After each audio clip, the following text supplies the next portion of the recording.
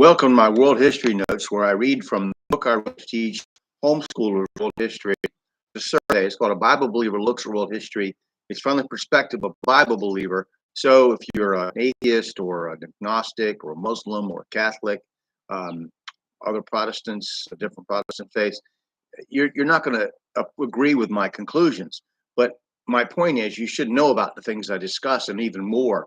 This is just a survey of the surface. So even if you say, he's so wrong, I don't agree with that, that's fine, as long as you have an opinion you form from your study from world history.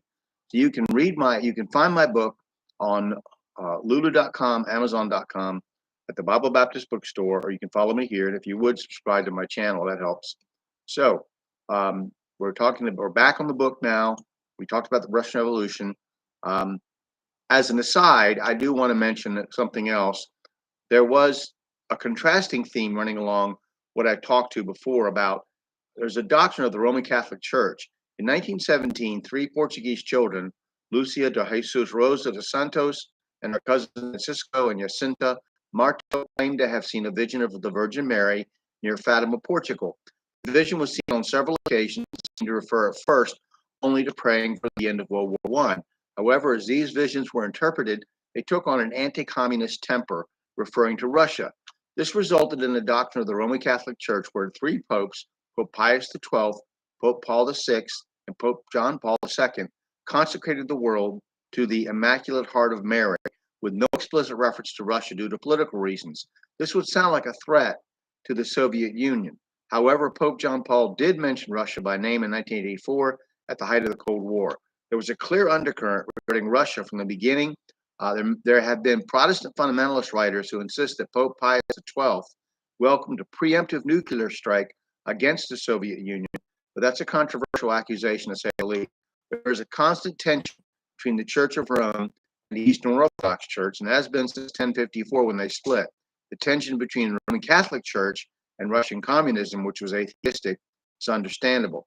Now, let's get back to I just thought that was interesting with the Catholic Church's involvement in the Cold War, and even Reagan, I think, being one of the meet with the Pope. But we'll discuss that later. So let's get back to the book. In 1917, the Japanese, who were allied with the U.S. and Britain in World War I, occupied the eastern Russian city of Vladivostok. Between 1918 and 1919, the Allies invaded northern Russia with a small force under British command to try to remove Allied munitions and supplies that had been given to the Tsarist government to fight the Germans. In August 1918, an American force landed at Vladivostok. These efforts were, for the most part, unsuccessful. You can read about them in Churchill's War. Very, very good. There was sporadic fighting through the early 1920s as the Soviet government of Russia secured its authority over its own territory and neighboring states. Lenin and the communists were, however, to succeed against the West and all interference.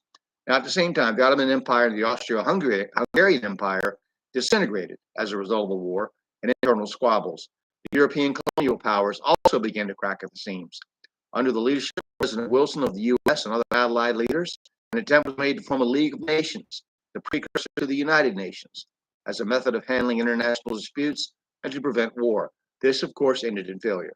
One of the more interesting side notes was that Ho Chi Minh, France and America's future enemy in Vietnam, appealed to the great powers at Versailles, including the President Wilson, for Vietnamese independence from France, but was ignored.